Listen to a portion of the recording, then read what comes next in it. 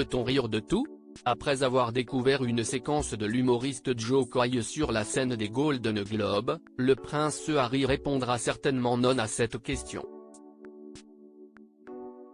En pleine cérémonie, le plus jeune fils du roi Charles III a été copieusement moqué sur un sujet toujours sensible. Tout le gratin hollywoodien, en tout cas une bonne partie, était convié au Beverly Hilton à Los Angeles pour assister aux Golden Globes, qui récompense chaque année tout ce qu'il y a de mieux sur le petit et le grand écran aux États-Unis, mais aussi dans le monde. Ainsi, la Française Justine Triet a vu son Anatomie d'une chute triompher par 2 fois. La réalisatrice, dont le discours à Cannes avait fait polémique, a reçu le prix du meilleur scénario et du meilleur film en langue étrangère. Oppenheimer de Christopher Nolan a lui aussi été largement plébiscité, Cillian Murphy décrochant par exemple le Golden Globe du meilleur acteur. Côté film musical et comédie, c'est Emma Stone qui a brillé dans la catégorie meilleure actrice et Paul Giamatti chez les hommes. Pas de quoi miner le moral de Timothée Chalamet, également nommé ce dimanche 7 janvier 2024.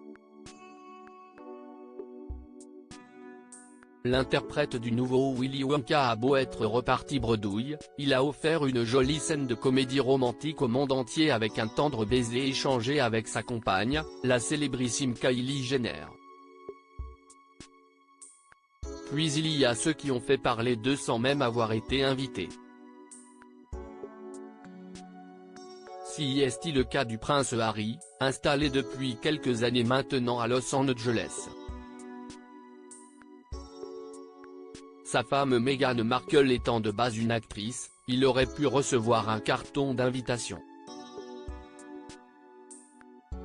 Mais c'est depuis le salon de sa villa à Montecito qu'il a peut-être suivi la cérémonie.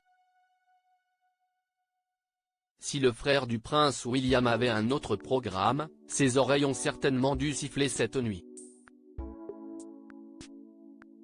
Les déboires du prince Harry avec la famille royale moquée au Golden Globe. L'humoriste Joe Coy a été choisi pour animer la remise de prix. Et ces blagues n'ont pas forcément plu à tout le monde. Dans la salle, on a pu constater des grimaces à peine masquées de Taylor Swift et son amie Selena Gomez.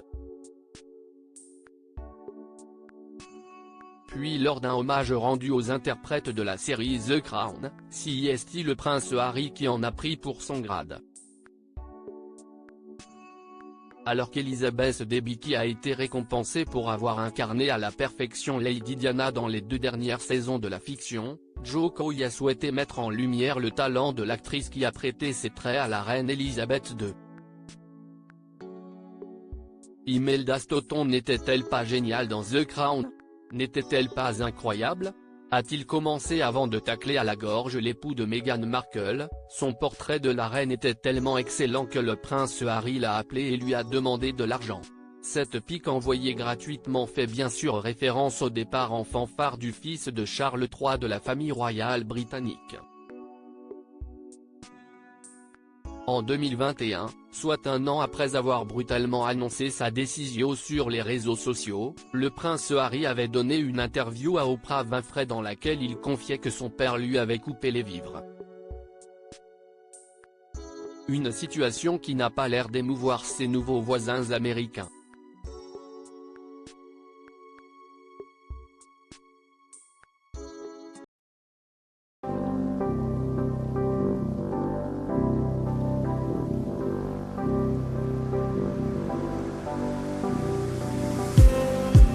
Just need